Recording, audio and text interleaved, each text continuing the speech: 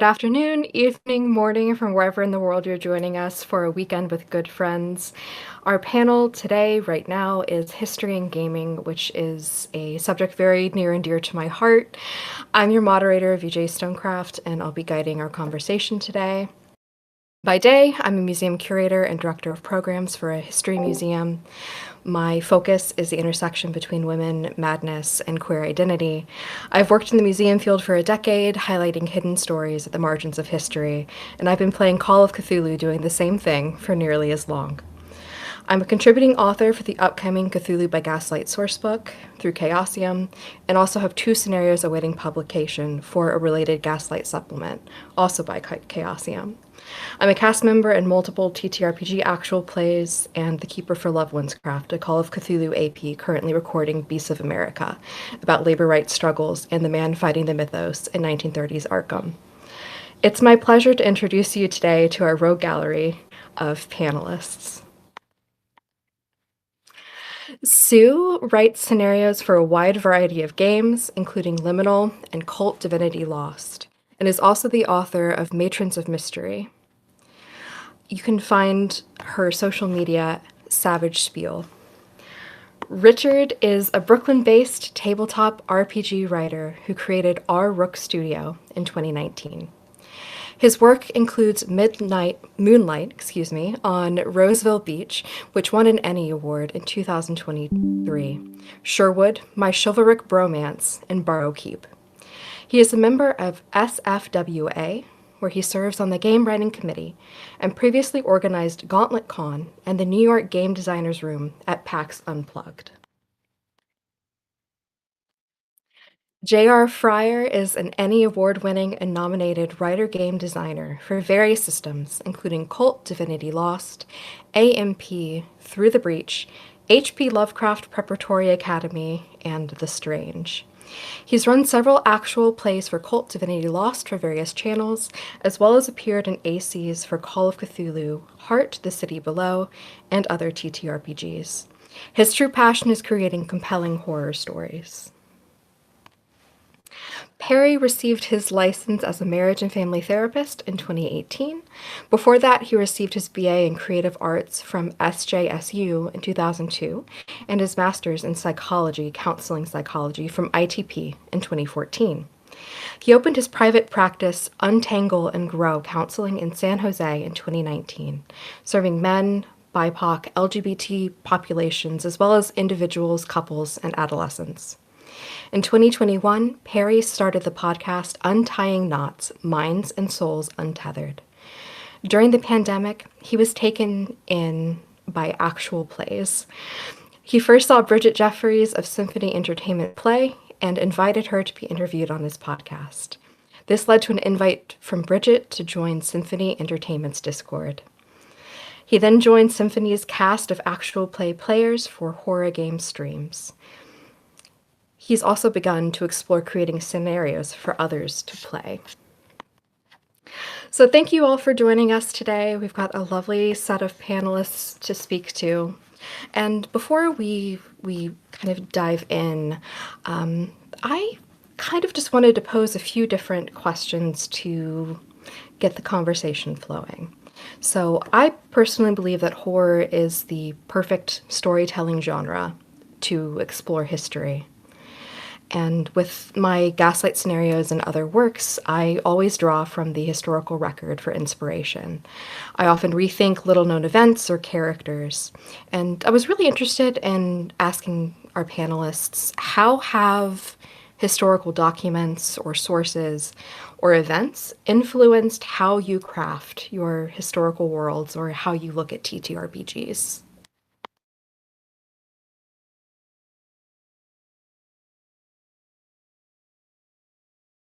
Well, I guess I'll go first if nobody else wants to. I've always believed that history helps shape narratives, and in the same way, stories can re-examine history because history in of itself is usually, it's up for debate depending on who you talk to. And horror itself, I find we can take a look at some of the darkness in our history in a different through a different lens and a more acceptable lens, not as sterile, more personal, and that helps connect us, I believe. For example, in the Atrocity exhibition, the main villain, uh, I wove the story that pieces of his history throughout the world are reflected in his purgatory. So as the characters interacted with each of these periods of his history, they could also see the history that was going around him. For example, during the bombings of Paris, or I believe there was one. Basically, it was different wars that affected him, harmed his psyche, and then he took those traumas and created paintings.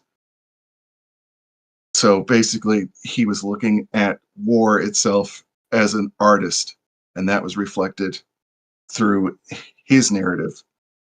So it wasn't just an actual sterile version of history. It was a more stylized version of history, his personal experience with that. So in some cases, it became very more surreal. And I think with other uses of history, you can do that, explore it in different ways.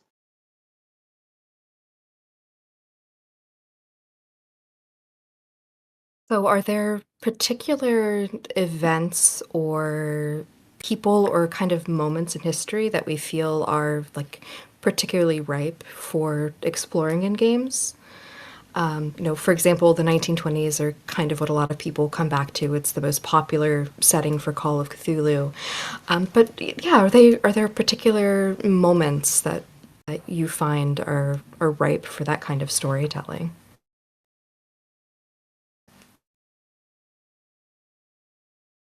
I think I'm going to jump in there. I think for me, I have found a really exciting resonance with the sort of high to late Middle Ages. I know that a lot of people get very excited about the Dark Ages. They get excited about the Dark Ages, the early Middle Ages, that sort of like 700 to the Battle of Hastings sort of era in England, or 700 to 900 in France. People get very excited about that because it sort of feels like a time of myth and legend.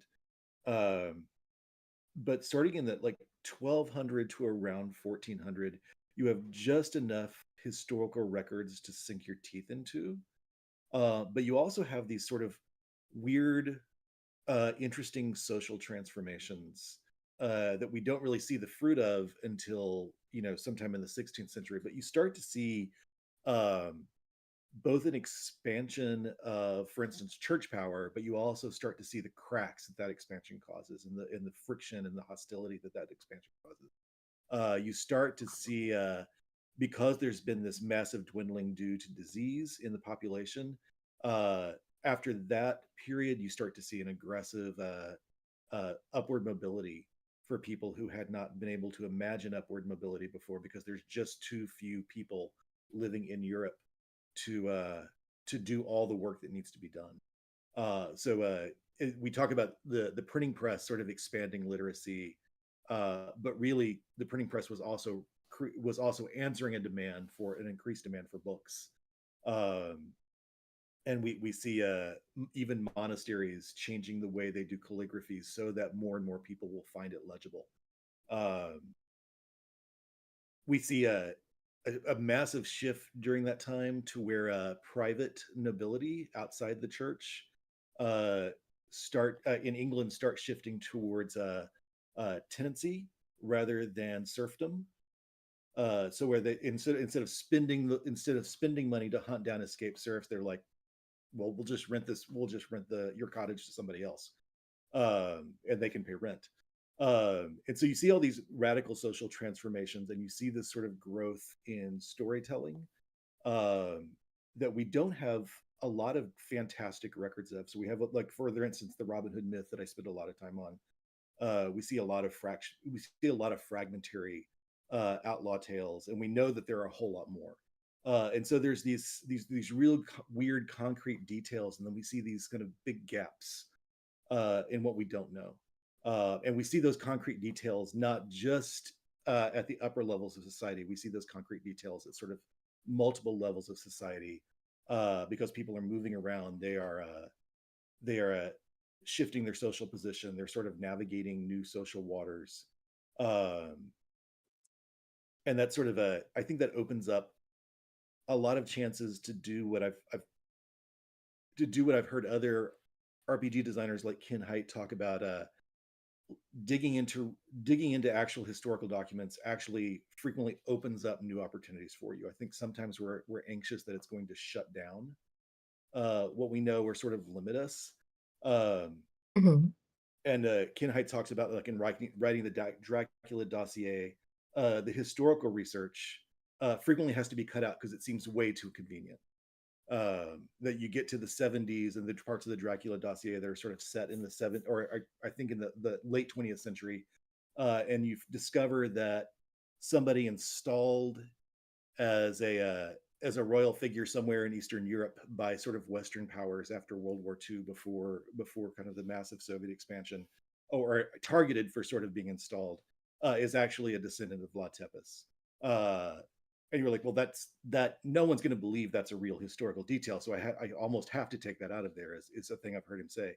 That actual history starts filling in details for you in really exciting ways, and it's really exciting to me to see it in places like the late Middle Ages, where we have big chunks of really good records, and then big chunks of like big gaps in knowledge where things have just gone missing.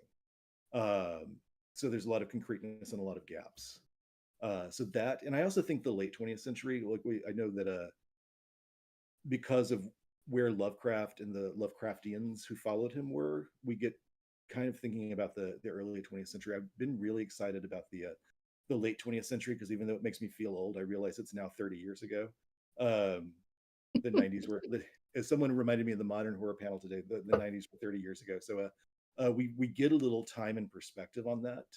But we also have a lot of pop cultural detail and a lot of chances to bring in set pieces. We have a chance to bring in perspectives from below because we still have those very immediate to us. We can still, as game designers, talk to humans who were alive during the late 20th century. We still have access to lots of documents that we may have lost or never really gotten to talk to because we don't have access to the oral reports of people living in the first half of the 20th century.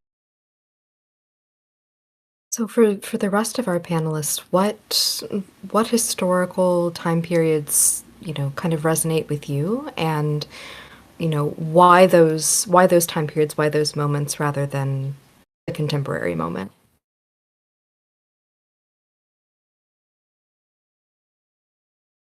So I'm a big fan of the Gaslight era because I see it's a time period of there's a lot of change going on. So for most of English history, we seem to have been at war with the French. The late Victorian, we've finally stopped fighting the French and are really just working up towards fighting the Germans instead. But at that point, we're still friends with the Germans because they're the king. So it's a very interesting transitional period. And another thing you mentioned, printing presses. I think the late Victorian period is where literature really starts becoming cheap and accessible to a really wide range of people. You've got things like the Strand magazine, which huge numbers of people are buying to get the Sherlock Holmes stories on a regular basis. You've got all the Penny Dreadful novels out there. And so all of this stuff still exists. So you can go and look at it in museums and libraries. So it's close enough to the present day that a lot of it is still here to go and look at. Mhm. Also, I am kind of nuts on fashion history, and ladies' fashion of the Victorian period is fascinating stuff. It's a really reflects position of women in society. And so again, when you do get to the 1920s, you can see the absolute rebellion against that.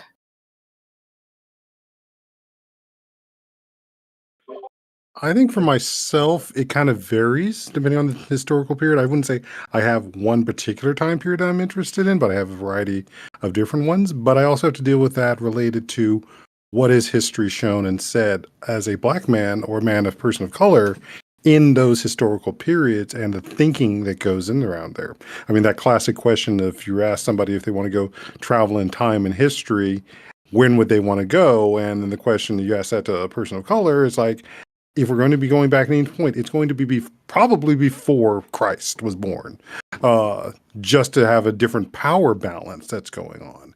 And so looking at history, and even when we start looking at any of the historical documents that have survived, it's looking at what's going on in the correlations of that power change, the relational shifts, how migration patterns have affected, and how those have also affected our mental health.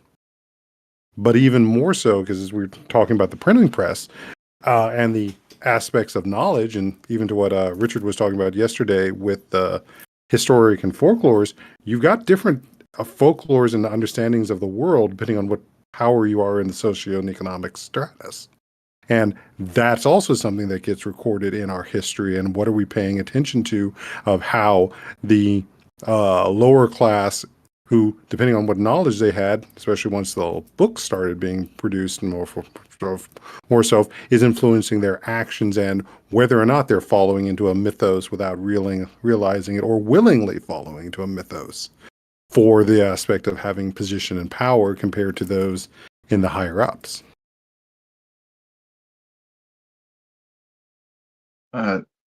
Personally, again, there's not really a specific time. I enjoy exploring the times of change, like very major transitions. For example, the Victorian era, when everything was just basically changing, not just in England but across the world. Even small event. Well, I wouldn't call it a small event, but recently I've been did some work for the transition of Hong Kong back to China from the British Empire.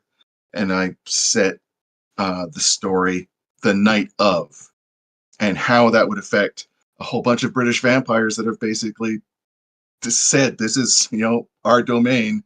Now we have to give it over to somebody else. And I explored those themes. So yeah, I like those transitions, those moments where what is believed to be true is now flipped on its head. I would also add that it's not just what we see in our historical documents, it's also in art as well. And what's influencing the type of art that's being created at the different points in history, as well as what's being influenced by, say, the mythos and the folklore and so forth. A joke over on Symphony, we just had a amusing picture showed, and it's like, there's no way this is physically possible for someone to have. But the joke we started talking about was is that this nun never skipped a leg day. But the influence about what this means about this nun and this priest having their own little moment of intimacy, it's like, what influences that thought? How did that then also becomes the jumping off point for starting to create a story, or including that a piece of artwork in the story as well? So the history in gaming includes those two things as also. Yeah, I love the way that all of you kind of touched on this in different ways and different time periods, and but this kind of idea of like power, and when we start telling stories and the time periods that we're kind of drawn to, and the reasons why we're drawn to them. And it's actually a major debate among, historians now is, they kind of like proper use X number of primary sources to back up the claims that you make and how you interpret history. But then that really brings to mind the question of, and Perry, you alluded to this, many people who were not afforded the opportunity, the right, the education to record that information, or the stories that were intentionally destroyed to prevent certain communities from having that history.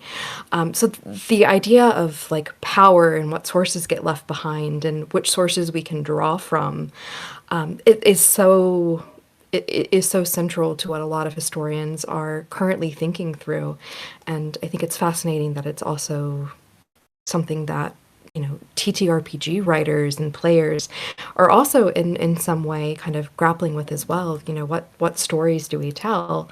And how do you find these stories when so many of them have been damaged, lost, or rewritten by people in power? And that actually brings me to one of the questions that we have, which is, where do you go for your sources? Are you looking at historical documents? Are you watching documentaries? Are you drawing from like personal or oral histories? What are the sources that all of you often think of or go to for your storytelling?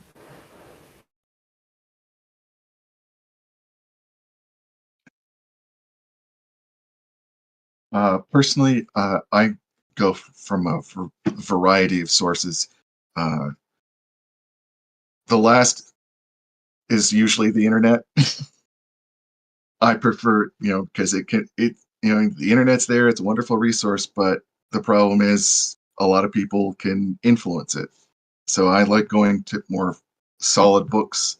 Uh, I study the great courses. It's a series of videos, usually done by historians and professors of different universities. So I try to draw more from book learning, oral histories. That way, you've got kind of a foundation before you start, following things down the rabbit hole.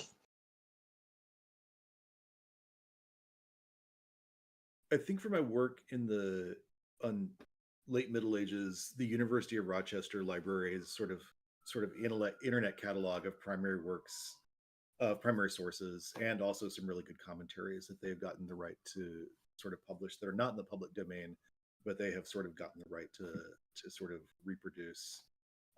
They specifically have an excellent Robin Hood collection of early ballads, and then carrying that over after the Middle Ages into 17th century and 18th century, broadsheet ballads, the collection. So they have that sort of perspective of not just the primary sources from the Middle Ages, but things that are sort of expanding or commenting on them. But also some really, really good secondhand or secondary source histories have been really informative. While doing that, I got to read this is one of those things where like historians doing work actually opens up more opportunities for RPG writers to see Leslie Holt's Story Worlds of Robin Hood, in which she uses Story Worlds, which is a modern media concept, to kind of go back into Robin Hood text. And then she starts with a textual bibliography, which if you've ever taken a class in textual bibliography, and I'm sorry for all my friends who are archivists and museum curators, it is the most boring topic in the world, and I had to take it in grad school. But she sort of starts with this textual bibliography, and you start the book with, what in the world have I gotten into? And then she sort of uses that to unpack everything that was in a manuscript that included a Robin Hood ballad in it, and starts making connections between the text.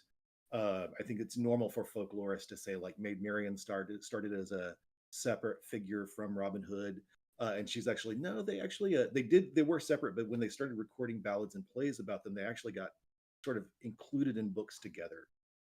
Initially, probably for space reasons, but then that sort of creates sort of a connection between them just in the reader's mind. And then they get shuffled with other trickster stories, including some French Virgin Mary plays, which are all just about the Virgin Mary protecting tricksters, including some really awful tricksters. And so that sort of adds another dimension to Robin Hood's story's relationship, or outlaw story's relationship, with dominant religion. And then sort of from there, sort of the late Middle Ages sort of open up, and you have all this range of stories, more than just an Errol Flynn movie that you can tell about the high to late Middle Ages in a game. So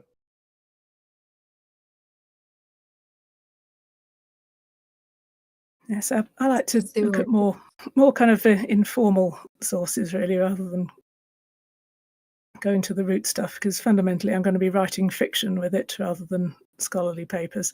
So I watch a lot of TV shows.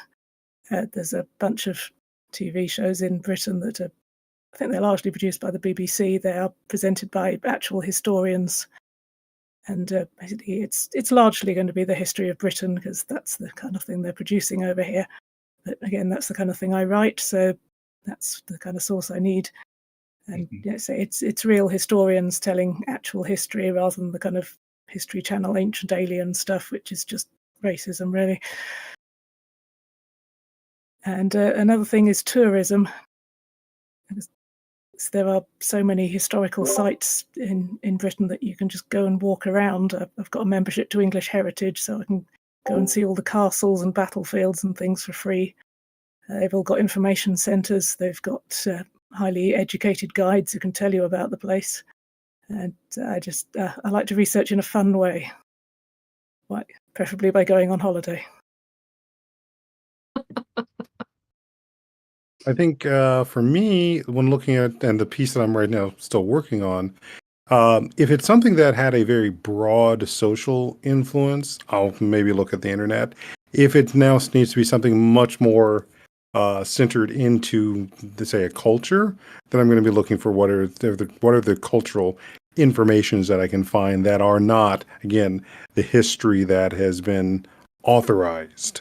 So what's going to be looking at the people, looking at that aspect. I mean, as African American and taking African American studies, I'm looking more at the textbooks that I've kept from my classes on those matters. I mean, my partner and I were in Hawaii 2 years ago, and as I'm standing up on Waimea Mountain, it's like I'm having a spark of an idea for a story.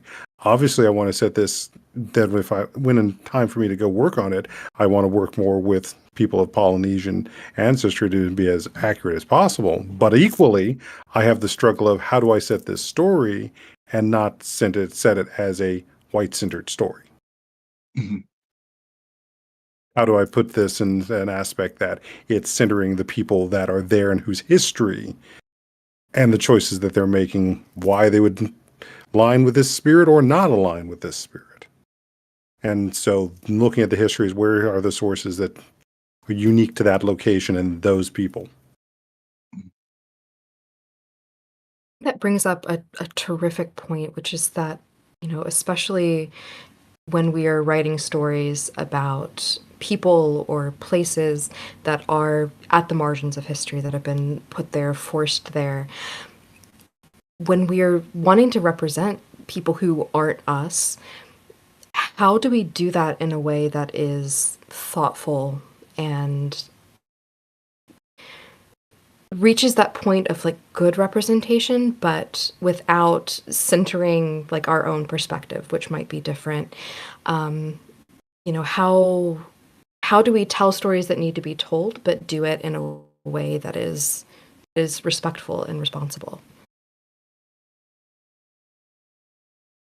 Well, the first thought comes to mind is how many of when you're conceiving the story and you're conceiving your, say, pre-gen characters, how many of those pre-gen characters are people of color? And what social position are they holding, not just in the society, but most especially in the society? I mean, I'll admit there was a recent game that was done on Symphony that I had tried to be in, but didn't end up. And I'm watching it being played and realizing, thinking that I'm glad I wasn't in that game because none of the characters that were played I could even begin to embody or feel like I was connected to. The game that Sue and I were in on Symphony, Sorrow and Savo, written by Bridget Jeffries, I insisted on playing the policeman's character that was of African origin and ensuring that he did not just wasn't kowtowing, wasn't just being subservient. He did have a mind. He did have a voice. And even when a particular moment of challenge came up, how could he maneuver things to use the position he was in to be there and do what he was really needed to be done? So it's a question of how are these characters being empowered in these societies and in these times that the game is being played, as opposed to being a character or just something that's a back piece or set piece.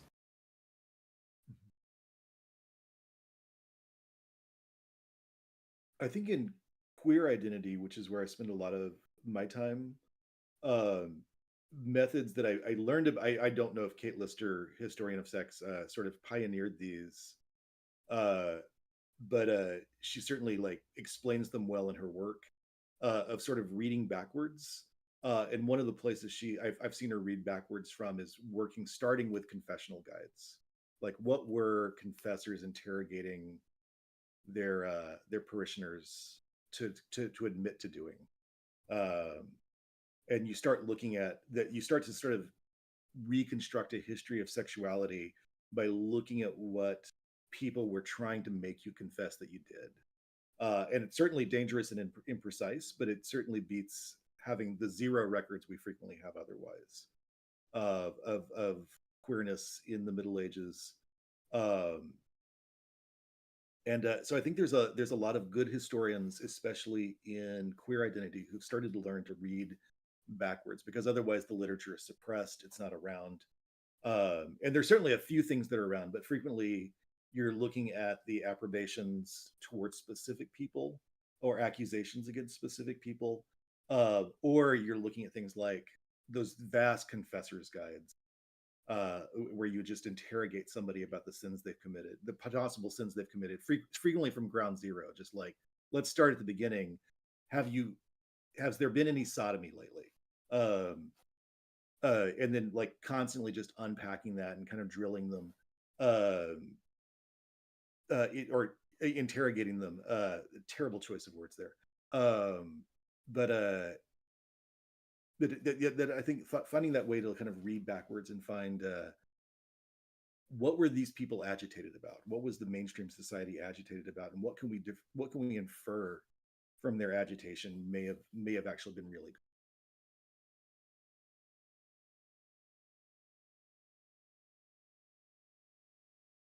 So one of the kind of cardinal things about Call of Cthulhu in particular, is that H.P. Lovecraft's works and the Call of Cthulhu system in general, when you have conversations about history and prejudice and racism and all of these kind of intersecting issues and ideas, you can't really remove the game from that context. I feel like Call of Cthulhu is always kind of in conversation with his fears and his prejudices. So given that that's, the context of, the system, how can we as, writers in that system or others, kind of, I don't want to use the word reclaim, but how can we rewrite the trajectory of it, I suppose, if we're looking at, this very fraught history of what the system is, what responsibility do writers have to kind of shift the way that story goes, especially with like Call of Cthulhu, for example, which does have a long-standing history with othering Orientalism and, treating non-European cultures as the other.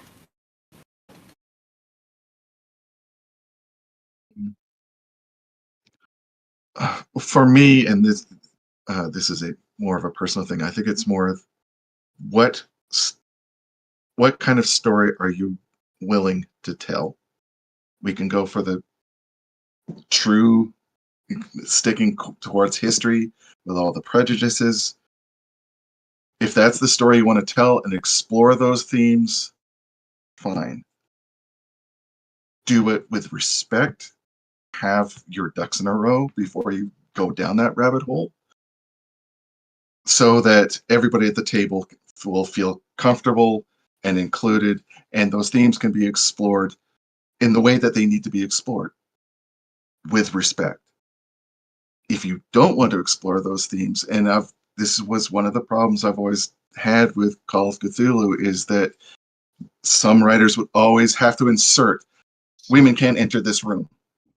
Well, that's true, but what about the players that actually want to play a female character? They are now being left out of the game for half an hour to an hour while the others role play just because they're male.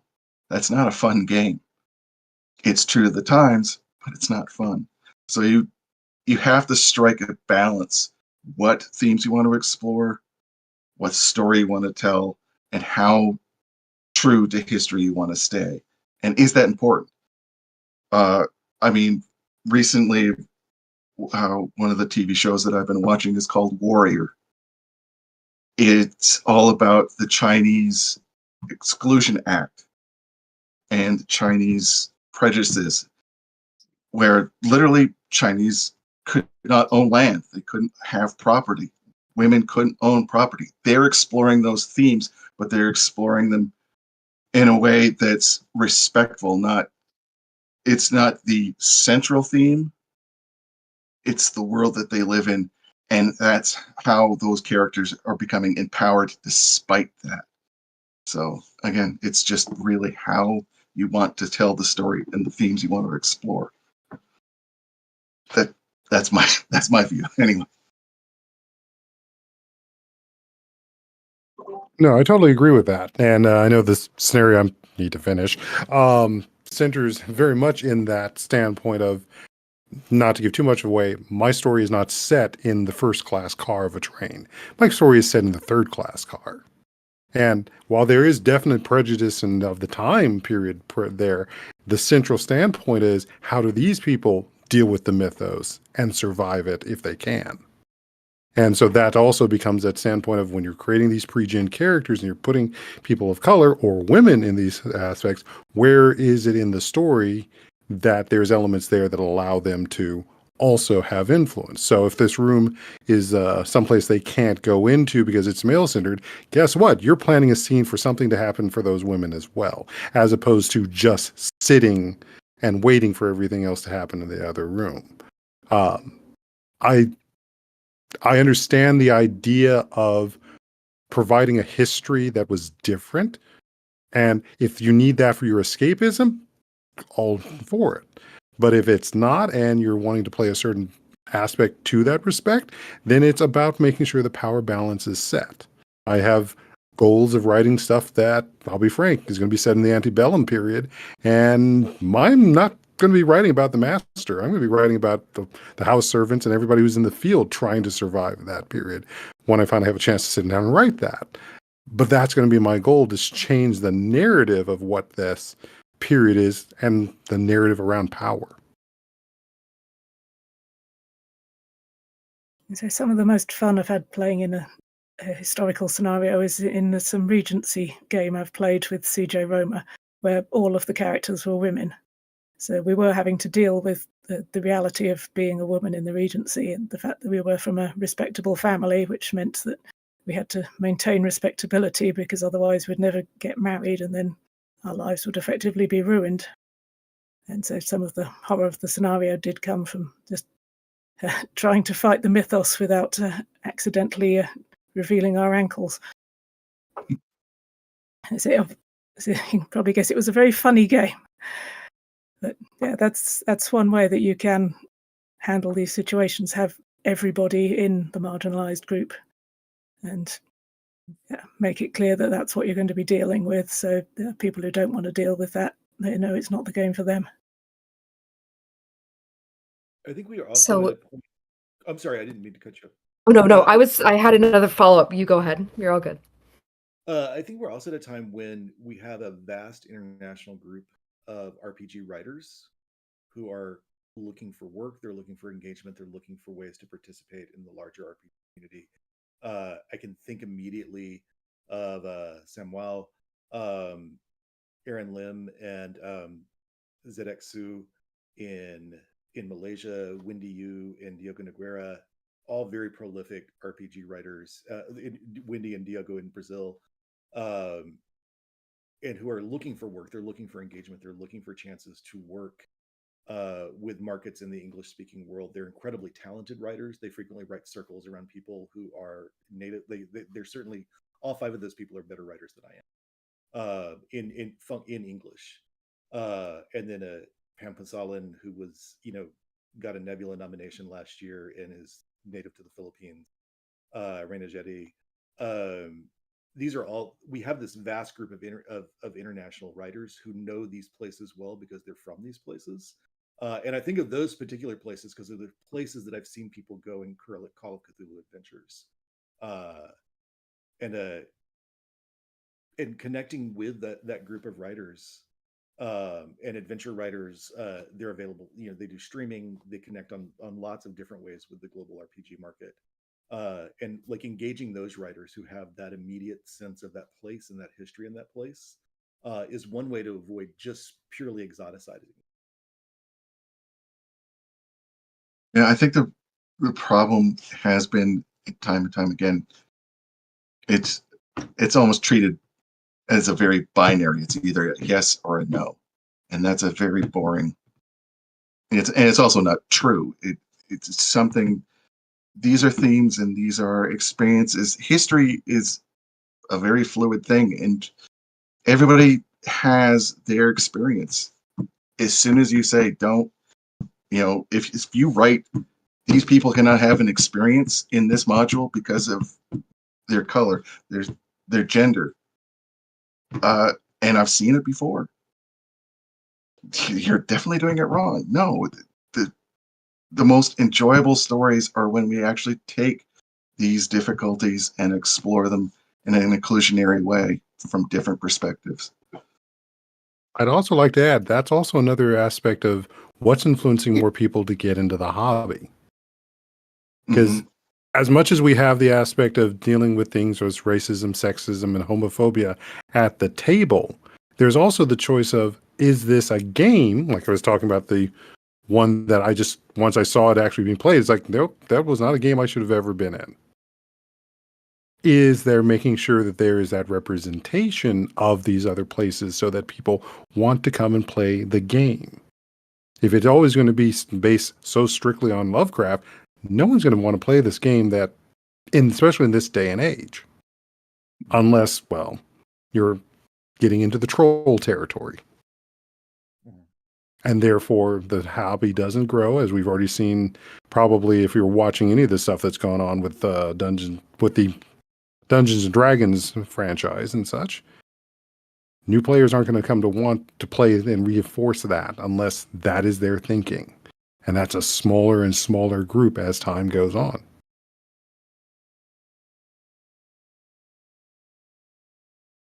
Absolutely. And kind of connecting to some of these points, some of the official advice that is given by Chaosium when you are writing Call of Cthulhu scenarios is don't blame the horrors of history, don't blame the horrors of man on the mythos. Don't ascribe atrocities that really happened to real people to these kind of mythic monsters. How do we approach that in scenario writing and in using history with the topics that we explore, especially when we're dealing with, eras and time periods, whether it's Gaslight London or the antebellum South in America, where inequality and violence were the norm? Yeah, the devil made me do it. That's just not the themes. People keep on saying, okay, let's call Cthulhu created World War II. Azathoth influenced, the Boxer Rebellion. No, it's humans are as evil as any elder god. They are capable of inflicting horrors beyond comprehension. To put that onto some, amorphous creature, it cheapens it.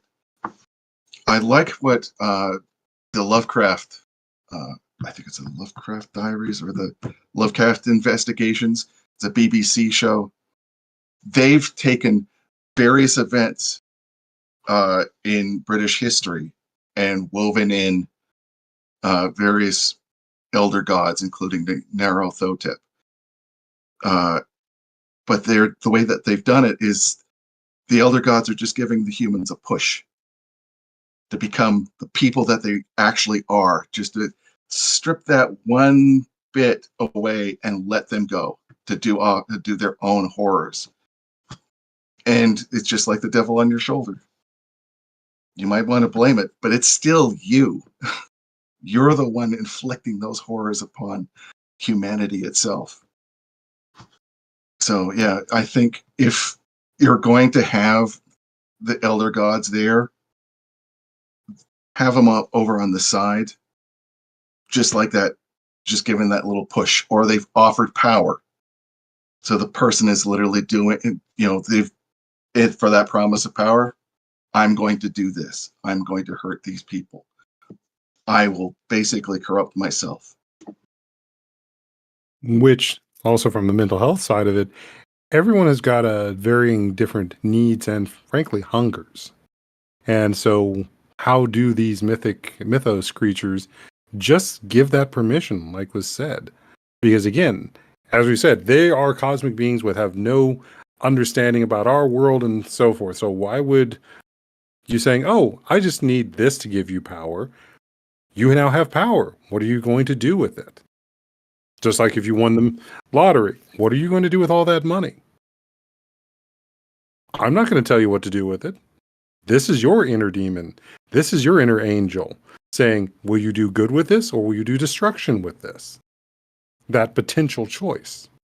And if anything, it is playing into that psyche of what we have seen across time and when people have been able to make those choices. The one that Bridget ran for the Old Ways podcast, the Regency Cthulhu, and the aspect of it being set during the summer without sun after the Krakatoa or volcano.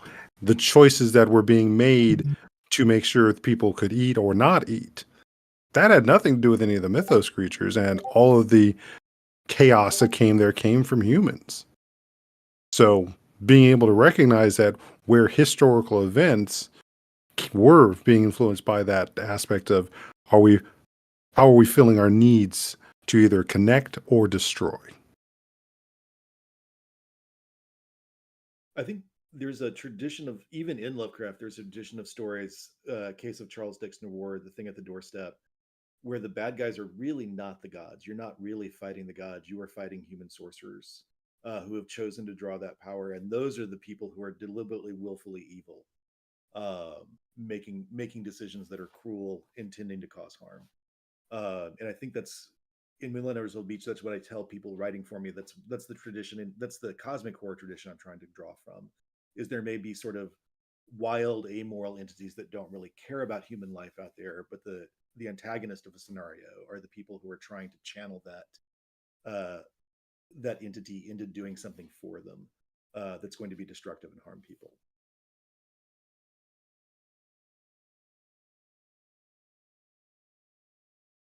So something I've been doing, because a lot of what I write is actually set in the modern day, but it's drawing on history. Particularly if you're making characters who are vampires who've been around for a long time, the ones I create, it's never the sort of big name historical baddies. It's always someone who lived a very ordinary life for someone in their position in society. And then, well, if they were someone notable enough to have historical stuff written about them, it's generally someone who disappeared mysteriously, or otherwise it's just a fairly typical person of that era. And so no one particularly evil. They were just someone unlucky enough to get turned into a vampire, and everything they've done since then is unrelated to their human life. And equally, how then did, when they became a vampire, did they continue to move forward in their thoughts or did they become trapped in that moment? And especially when I'm doing therapy with people, there's a question of who's gotten trapped in a moment. What is the history and the information of that moment that is still playing out, even though time has moved on? I mean, if you do look through history, the majority of the tyrants believe that they are the hero of the story. And that's what's insidious, is that they think that they are right, that they are inflicting these grotesqueries on their own people in some cases. but they think, oh, I'm doing the right thing. This is the best thing for my world and for me. And the true believer is quite possibly one of the scariest archetypes out there because they have nothing that will stop them because they believe what they are doing is just.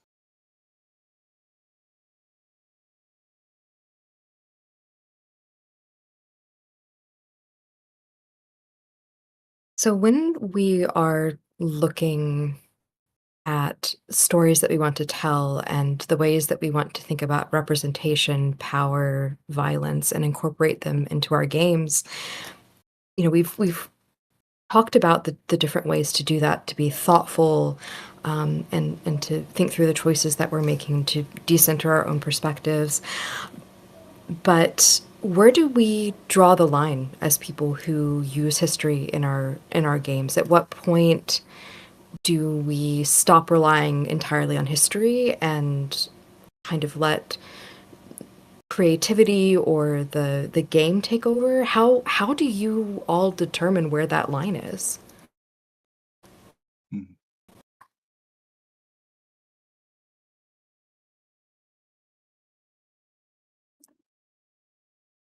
I know, at least for me, with writing gaslight scenarios, I draw entirely from the historical record for like the plot for the story for NPCs, and then when it comes to whatever social or like political point I'm going for, there's that's kind of when I start letting, or I start incorporating my own ideas and kind of like shifting history a bit around the edges to fit the story that's being told, or the genre that's being told with the mythos and things like that. So for example, one of my scenarios is about a scandal involving brothels in Victorian London. It's based on a very real scandal, and I draw from the historical records, the documents, the trials related to that to create the NPCs, to create the story.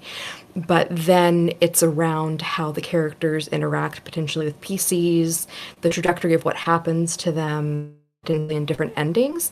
That is far more related to, for example, like sex workers' rights in the modern day, and thinking about the way that sex workers have been treated like disposable victims in a lot of horror stories. So that's kind of when I start to shift my perspective, and I draw the line is I draw a lot of my inspiration. It's heavily rooted in the past, but I start to think about the current moment and what those stories, kind of as you mentioned, Perry, it's not static and set in time. We're still kind of dealing with some of the repercussions of the past. So kind of in light of that, where do you all start to deviate from just like the strict history or the record as written or understood? I think Sam Delaney talked about that science fiction is never about the future; it's always about the present. We're always telling stories about the future to figure out sort of where we are, or to tell something about where we are. And I think that's also true of history ourselves, which helps ease me into thinking about like no one else who's going to play Sherwood or any other medieval game, dark, fantastic, or otherwise, I write is really probably going to dig into Leslie Holt's story worlds of Robin Hood or uh, uh, uh, I've now blanked out on the person's name, but Robin Hood, a 4-part biomythography, or any of the other works that have been so formative and important to me. And I have to not only make the history accessible to them, but I have to make it a compelling story that helps that, and it's not going to be compelling because they really want to know about 14th century England or 15th century England, when the legends were really first started getting big, and I tend to set things at the end of the 13th century. Um, they want to know something about themselves. They want to know something about their own identity. In fact, I moved the stories back to the 13th century for the game because I know that historically my Jewish players are very aware that there was a massive expulsion of the Jews from England at the end of the 13th century. And I want to create a space that Jewish players can go back into Nottingham and not feel like, oh, I'm not supposed to be here. Like my people aren't supposed to be here. People I identify with aren't supposed to be here. So I think it's a little bit about kind of finding what about this is going to be compelling for the player as a story that's fundamentally about sort of who they are now. What is this sort of opening up for them for their personal enjoyment and self-reflection and whatever else they bring to the table when they're coming to play a role-playing game. And I wanted to kick that off because I wanted to give the broadest possible answer so that everybody else has, the more specific. I think in my scenarios, a lot of the time I'm using history to create the setting that we're playing in. Because I do quite a wide variety. It's not all 1920s Cthulhu. I like a lot of different time periods. So I like to know what that part of the world that it's taking place in is like at the specific time this is happening. So I do like to look up details like fashion and food. And I've just been watching a TV show about Edwardian food, and that was fascinating. They ate so much stuff, it was appalling. But yeah, and so that's and there's always a kind of kicking off point for the scenario, some specific thing that's happened that is triggering the events. So I've done one that was in the Edwardian period, and it was the invention of a specific item. And if I say what it is, that completely spoils the scenario, so I won't. But those of you who watch that one on Symphony will know what it is. And another one, I did one set in 1979 in the New York disco scene. And my inciting incident there was the disco demolition night rally that happened in a baseball game. And so my thinking was, how is hearing about that going to influence a member of the disco community? That's where the scenario kicks off. And so that's a cult scenario. So it's shortly after that the cult cosmology starts showing up to ruin everything. As it does. I guess there's two things for me when I approach it, setting something in history. First is the core. At the core is the story and the themes. What does that period in history bring to the actual story itself? And that becomes the focus. For example, in an Ars Magica campaign, probably further back than most people here if we're alive, I said it was set in the Cathar Crusades. The players are all outsiders. The Crusades are constantly pushing in on them. And as outsiders, they could be targeted. They might not even belong to the Cathar religion. But as outsiders, they will be designated as something to be removed. And exploring, bringing, all these desperate people together, how can they survive in this environment? And how can they progress beyond that? So theme and story, what does it bring? But the second one is, whenever I said something in history, I consider that the present. There is no future from that point forward. And that allows the players to actually influence the future or our past and change things. So I'm not going to basically say, okay, this year, this is going to happen. This year, this has to happen. Wherever that scenario is set, there is nothing beyond that except what the players create.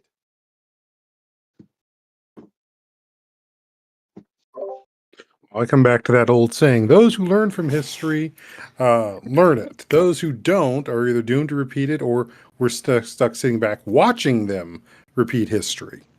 So that standpoint of knowing that history has happened. What we're doing is creating an alternate. For an alternate moment, and like, I'm blanking on the name, but Otter Poet said, everything after that doesn't exist. We now get the alternate history. which we've seen in a number of genre fiction stuff that has been created. We're doing no different than that.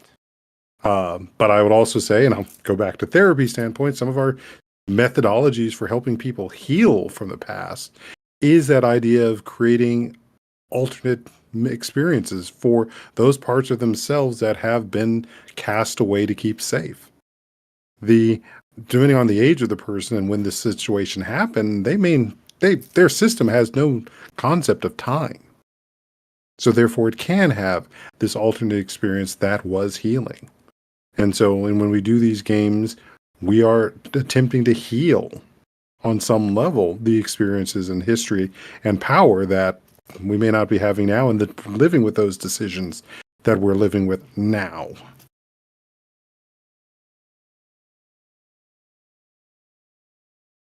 I think the idea of using historical TTRPGs as like a form of healing or reclamation of historical moments is fascinating, because I think that is something that I attempt to do with my work, but have never really thought about it in those terms before. It's honestly, it's kind of a remarkable feeling almost to think about it that way. Of, for example, I know how the brothel scandal plays out. I know what happens to the main characters in it. In the course of my scenario, they're potentially given an alternative path that their real life counterparts unfortunately did not experience. And in that way, at least, kind of returns some of that power. I think that's a really wonderful way to think about the kind of work that history-minded people can really do in this TTRPG space. It's not just using history as set dressing. It's, drawing from the past and rethinking, and giving. I also think of it as like giving contemporary people a snapshot of, you were here. Your life mattered, your story mattered, and you were always kind of part of the story. So one of the things that I was thinking about as we were talking was, we've kind of gone over different ideas of how to be respectful and responsible and decentering narratives, and not just from our perspective. But what are practical things that maybe people new to using history in their scenarios can look to ensure that they're doing that? Because it's great to have really good intentions, but that is frequently not enough, especially if you are telling stories that aren't your own, or your community. So what are some practical things that history TTRPG writers can do to better ensure that they're kind of taking those respectful and responsible steps that they need to?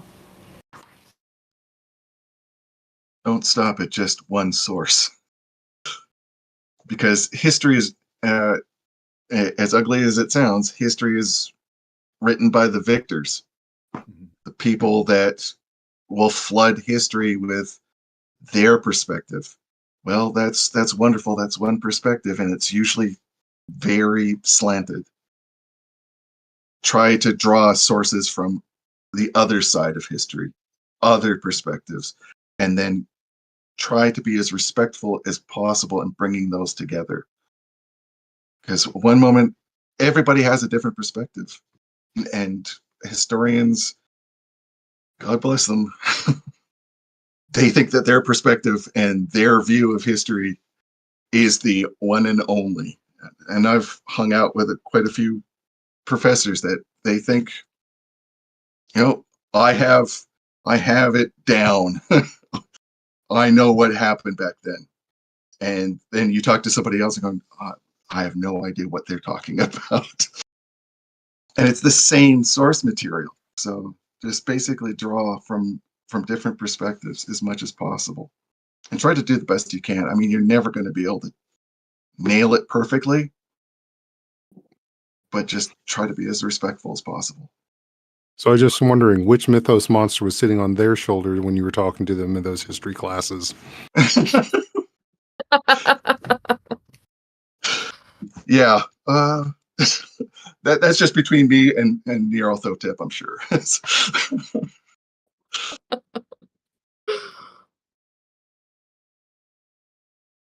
I've got three things I think, and I'll keep them pretty short. The most important part of that Wikipedia article you start with is A, the basic information, but B, those references that those writers are drawing from. And those are really easy to find in a Wikipedia article. What are the people who wrote that Wikipedia article drawing from? They're well footnoted, and they're almost always web links that you can to. I think two is don't be intimidated by actual historical writing. I dropped the name of Kate Lister earlier. Kate Lister is an incredible writer. There's nothing scary. In fact, there are good audiobooks of Kate Lister's work. And there's a lot of historians that are in that tradition. Some of them may be talking, like I talked about Leslie Holt, certainly hits dry topics, but Leslie Holt is a very clear writer. And that is not, I say that not to drop those two historians specifically, but that is not a thing that's unusual among historians, even ones with a fairly academic reputation. Is like when you get to that library, don't be scared because it came from an academic press. And third, I think earlier I was really excited to hear Sue mention Victorian era, the beginning of sort of popular literature. And I think that's one of the things we are joyfully swimming in for anytime we do historical writing, beginning in the Victorian era up to the contemporary era, is we have so many popular texts that may not tell us a lot about the actual events, but it tells us both about the aesthetics, the dreams, the joys and excitements of people living in that time. And we are rich beginning in the Victorian era with stuff that came from different perspectives and were drawn on by different audiences. And we begin to see things like mail order queer literature, stuff that was not on the bookstore shelves, but that people could subscribe to and get and get periodically. If the post office did not like open the mail and raid the person's publishing office, but then somebody else could easily step into that. And we begin to get music, we begin to get recorded music, we begin to get, so when you're working in that that Victorian through modern period, raid that popular culture, and that is as important historical work for connecting to the interest of your players and making that connection to your players as anything else. So what I'd say is when you're looking into a historical period, is try to focus on the things that you love, because I get excited about the Victorian period, and that means that I do read a hell of a lot of stuff. I go and research the fashion. I occasionally wear the fashion. That is a fun thing to do, to feel, just because so much historical clothing feels different on your body to the clothes we wear today. But if you love something, then you're going to end up passionate about it enough to go and find multiple different sources, to go and look up the popular culture and go and immerse yourself in it. And I think the popular culture one is a really important thing, particularly for more recent historical settings. I'm not dealing well with the fact that the 90s is starting to be treated as history. But it's one I can write about because I was there and I remember it. And if I'm writing a scenario for things from the flood that's set in the 90s, every character has a favourite song. And I remember 90s music enough to be able to pick a good song for each of my pre-gen characters. And then I load them all onto my phone so I can play them during the scenario. Are you tired yet when people say that movie, that music from the 90s, that classic music? Yeah. They don't tend to say that if you play Wonderwall at them. Yeah, I've heard Wonderwall referred to as classic rock, and I want to wither, die, and turn to dust. This is a complete aside, and then we'll jump back into questions. But I worked at a museum, a historical museum. I'm used to being the youngest person on staff. I'm not quite as young as I look, but I'm still generally the youngest person there. And we had a typewriter out for a class, a historical object from our collection. And I very jokingly said out loud, as the curator for that particular museum, "What's this?" And everyone thought I was being serious. And I had to backtrack immediately and be like, no, I'm kidding. Like that was a joke. Please don't hate me. And then did the class for kids, like middle schoolers maybe. And one of them looked at me as he like touched a button and made the little the letter show up. Wow, it's like printing directly on it. So, uh, it's not that often that I get to feel old, but that moment did it for me. So we're kind of reaching the last like 20-ish minutes, like 25 minutes of the panel. I don't know if we have any questions from the audience, but if we do, I am more than happy to incorporate them in. I'm also just kind of interested in, and we've touched on this a little bit, and I know there's some people working on things that they maybe can't be super explicit about what they're writing, or what is currently their passion. But what history moments do you want to see like, more of in TTRPGs? Call of Cthulhu has the 1920s. There's tons of stuff for 1920s, but what things are missing? So I'm currently working on another Edwardian scenario, and part of that is you don't get a lot of the Edwardian period in gaming. There's quite a lot of Victorian stuff, but obviously that all kind of ends around 1900, and then everything seems to kick off again in 1920 with Call of Cthulhu. There's very little of those 20 years in between.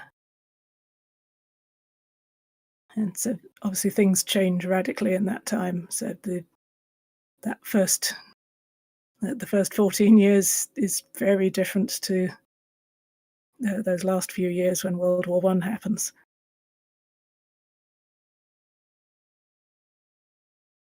I am very Personally, go ahead. Sorry, Jake. So. Oh no. Sorry. The curse of online is lag. The 50s as specifically as a setup of so much that happens that we think of massively transformative in the 60s really begins in the 50s.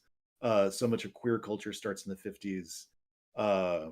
Sort of the breakdown in trust in sort of big government in New York City specifically starts to break down in the 60s when you first get the first initial Jane Jacobs versus Robert Moses fight. Where you have very powerful institutional forces from City Hall going like, no, we don't really need these beautiful old buildings, and we're just going to start redesigning things. And Robert Moses starts going for African American culture and wiping it out and driving the BQE right through major queer landmarks. And so I think that is, to me, like a really fascinating period in time right now, because also we see a lot of really fascinating pop culture in the pulps from that period. That is when Anne Bannon first started writing and transformed queer culture. Pat Highsmith wrote her one lesbian novel, and the two of them created the notion that you could have happy endings for queer characters in the 50s. And so much that's set up that we think of as the 60s starts kind of percolating in the 50s. And we don't have a lot of horror that's situated in the 50s that talks about the 50s. Like it's kind of a quiet period in horror. We go for like almost 30 years without a horror novel on the bestseller list. And we kind of owe a lot to Shirley Jackson for sort of filling that period in. But people who aren't Shirley Jackson, what are they writing, and what would horror coming to the city be like? So I'm working right now on kind of a liminal horror project that is about the 50s. So I would agree with the 50s. I would also throw the 60s in there too. But I'd also throw in that period, as Sue was saying, between 1900 and to the 20s, because especially in African American history, that's the time of the Red Summer. And not to mention, we've also got the Spanish flu during that time too. So those would also be ripe periods and material places to be able to generate stories around. Not to mention, and that's just what I know for African American. That's also like when we talk about warrior, what was going on for the Chinese, what was going on for Latin America. And the another example going back into that aspect of history, especially 1950, 1960s, this is also the period of the Windrush generation into Britain. So what's also happening there as we have multiple Caribbean people going in to take up residence in Britain, or even World War II, when a large population from Turkey moved in to rebuild Berlin. How did that shift and bring in not only cultural changes, but again, mythos changes? So there's a lot of other periods of time, even after certain events, that we could do more with, and in that aspect of getting people to notice the history. Hmm. I mean, and it would be, I think, I mean, I'd like to see more history across the world, not just the United States. That seems to be, we kind of lose our focus sometimes and just basically focus more on Western history. I'd like to see more across the globe, just basically. There's so many fascinating cultures and so many fascinating places that you can explore throughout our, the disparate histories. But if I would recently, I'm begun studying surrealism and the birth of surrealism, that, the 1920s and all these, just after the First World War, when people were beginning to literally question reality itself and test it through art and culture. And maybe on a personal level, I'd like to re-explore the 70s and 80s, because right now we're kind of looking at it through a very nostalgic lens.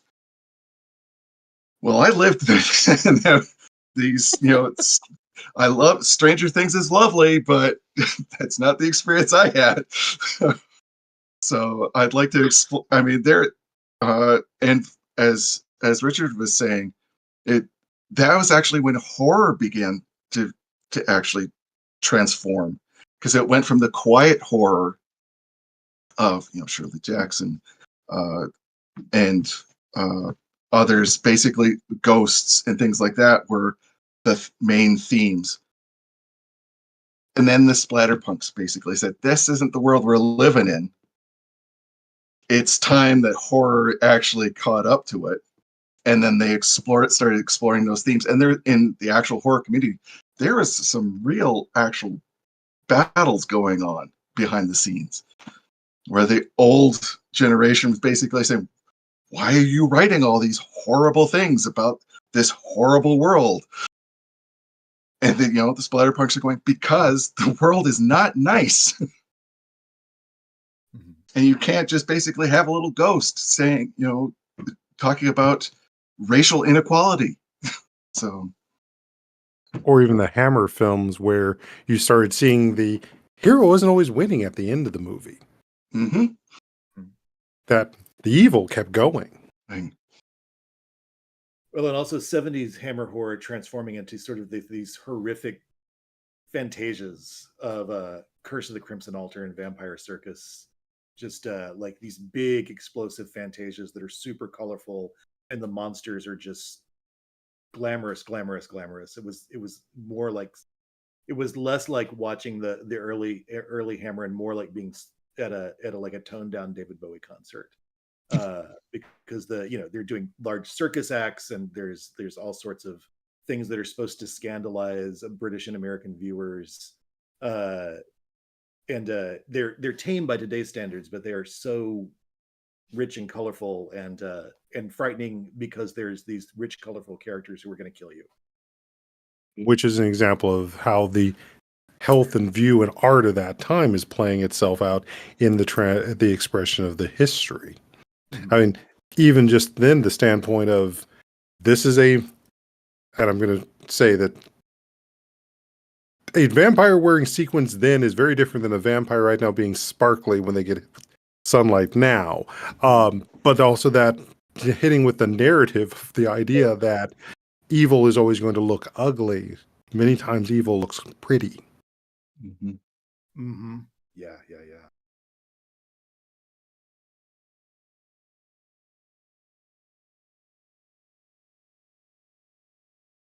Sue, did you have anything that you wanted to I don't think I've add got before anything we to move add on? on there. Okay, no worries. So in the last few minutes that we have, we've all touched on some of these really big ideas that academic historians are grappling with and thinking through, and that I even think through on kind of a daily basis at work. How do we translate what can be really complicated ideas or moments from history that take a lot of effort both to research, but then like the emotional effort of thinking through what we're learning about? How do we take these really complicated ideas and translate them in a way that is accessible and understandable for people who maybe don't have our background in history?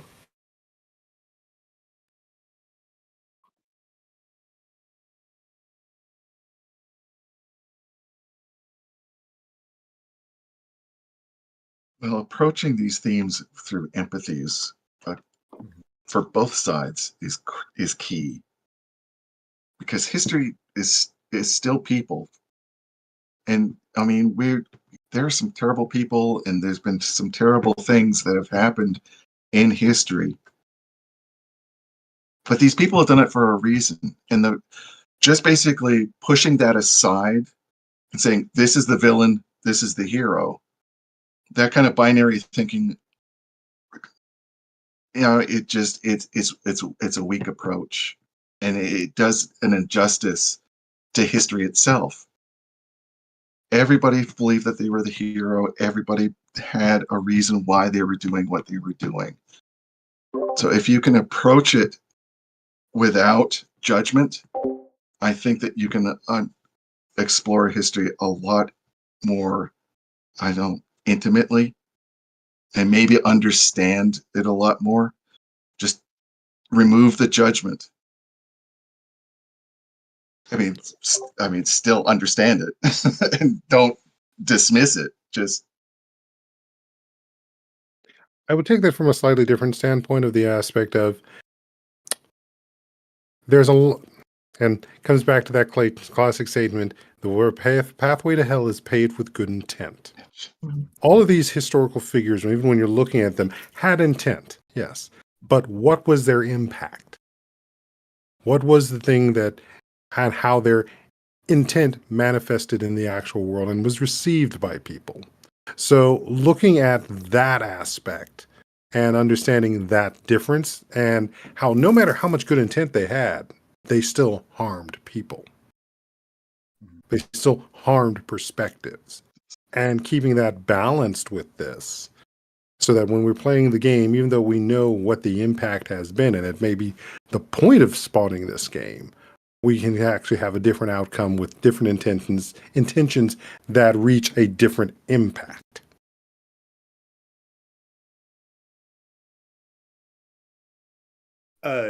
This is one I'm going to struggle to articulate. So if somebody has better ways to say this than I do, I appreciate it. But there's a certain being aware of history as something that still carries over a ton of trauma for a lot of people, especially for a lot of marginalized people. I had a very powerful experience playing what started for me as a joke character, kind of the stoner writer at an animation studio last summer, and his whole goal was to get anti-war stuff into his animations without getting the lines cut. But then you stop and think, like, this is 1938. What is the war I'm trying to stop? It's, and what is actually going on in that war that American audiences are not really fully cognizant of. And then thinking like, oh, I am surrounded by tons of Jewish friends and other Jewish players for whom that is immediately traumatic. And like, do I really want to lean on this without having a little bit of a conversation with them about that? That we're sort of aware that I'm not just a nebulous like proto hippie from the 30s. I'm actually actively trying to stop the U.S. from getting involved in the war against Nazi Germany, and sort of being cognizant of those points of trauma. and I think I've lost the thread of your initial question. I apologize. But like how those sort of play out in people's continuing ongoing lives. There's a reason I stopped Roseville Beach from progressing from 1979 is because I emotionally cannot handle, as a gay man who's of a certain age, I emotionally can't handle talking about the 80s. I can handle talking to you about the 80s as individuals one to one. I don't know if I can go in and play or even recommend that people play as a character in the 80s. I can read fiction about it. I can read essays about it. I can talk to my friends about it. But inviting everybody to sort of like invite themselves into the 80s and be queer people becoming increasingly aware of a disease that's wiping them out. I'm not sure I could. I'm not sure I could do that. That's something that's immediately traumatic for me. So I think there's like being aware of those still very present traumas, and you're never going to be completely free of them, but also making sure that you had content warnings and you think about sort of what is this saying to the people who will play the game. And I also think there's some fantastic game work out there about the 80s and hitting on HIV/AIDS. I can't quite give myself to do it. And even that recent history, some people just don't even understand it yet. I've recently played a game where my character was essentially the memory of a queer bar.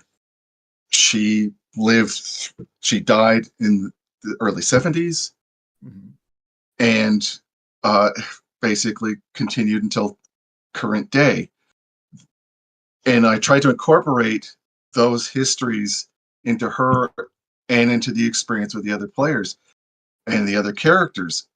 And several of the other queer players had no clue because they're so young, they don't understand that experience. They're going, is that true? Did that really happen? Going, yes, it really did. And they were horrified. So yes, those traumas are close to us, and yet a lot of people still don't even understand them now.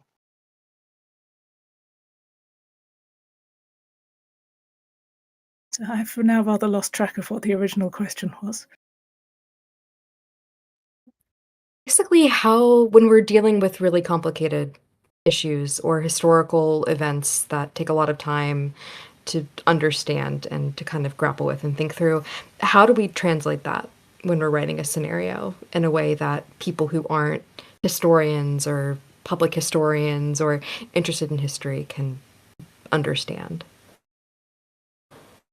I think the beginning of this answer was, I think it was Jason talking about how history it's all people, and people are people whatever time period you're in. So you need to get across what you need to understand to be people in that setting. And so again, I think little details like the clothes you'd be wearing, the food you'd be eating, what kind of building you'd be living in is all part of bringing that kind of thing to life. And also just keeping it simple. Like say my Edwardian scenarios, they're taking place in an English country house, and say a lot of people in England have a fair idea what that looks like, and if they don't, I can share basically one picture and they get the idea. So it's focusing on a small piece of history rather than just the entirety of, well, even just England in 1905. So just how England in 1905 is affecting these specific people.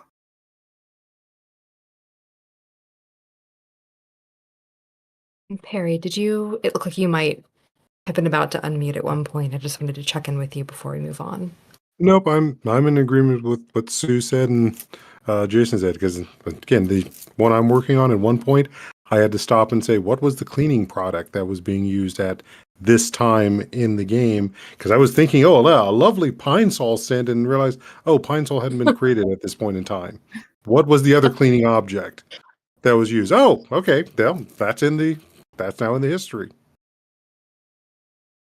I think that's one of the things that I do as well is, we can think about the events, the people, the places, but it's so often those small details that people who love history really, I don't want to say like latch onto, but that gets us excited. It's what is the scent? What is the fit of the clothing on the body? That sort of thing.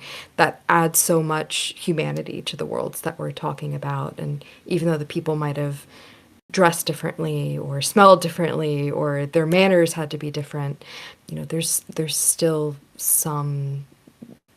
there's still something to be gained from, realizing that you use, the same scented lotion that your great grandmother did, or that you have walked down the same street, or you're writing about the same street that someone once lived on.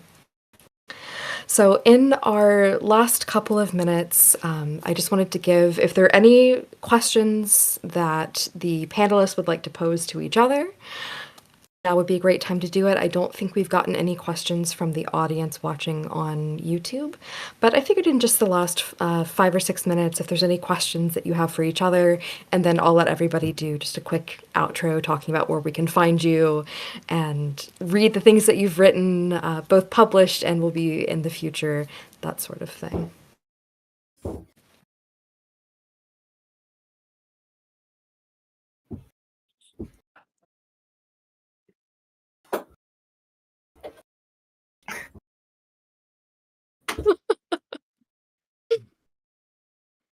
If there aren't any pressing questions, we can also just switch to outros. I don't know if we have a long break after this particular panel or not. Like we had it or at the last one that I was modding.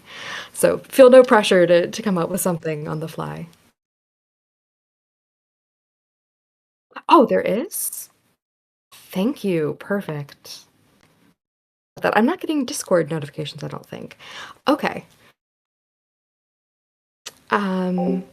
This is from Andrew Butler in the chat. Oh, this is a terrific question. So, when writing scenarios for publication, where do you draw the line, stop explaining the history?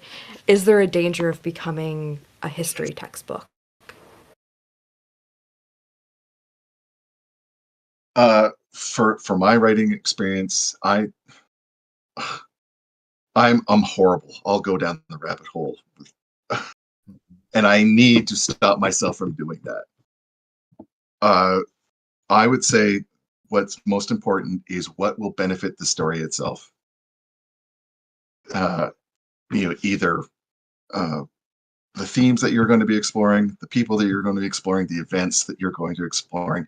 Try to have as much information on that as possible, as long as it benefits how your scenario will progress. For example, when I was writing the Atrocity exhibition, I learned way, way too much about death painting in the 12th century. And hardly any of that ever came into play. So I was literally wasting my time. I love now 12th century death painting, but it didn't benefit the scenario itself. So yeah, draw your line as long as it's important and it's going to show up. Although I'm sure you can build a scenario now based off of death painting for a future game. Oh yes, about a dozen. We'll be looking for that. Because I think I'm kind of in right now in that current problem with sorting with my game. What is the essential information for the player to have versus the longer history? Because in my campaign, it's like, or sorry, campaign, not in the scenario, I have characters who are going to be responding based off of non-commonly recognized spiritual beliefs. So how much do I have to update the potential player to understand and give them a chance to be able to play this with some degree of accuracy, but not turn it into the whole movie Hollywood that is nowhere related to what is actually done respectfully for the practice. So it's trying to figure out what's the most concise bits of information and also respectful information.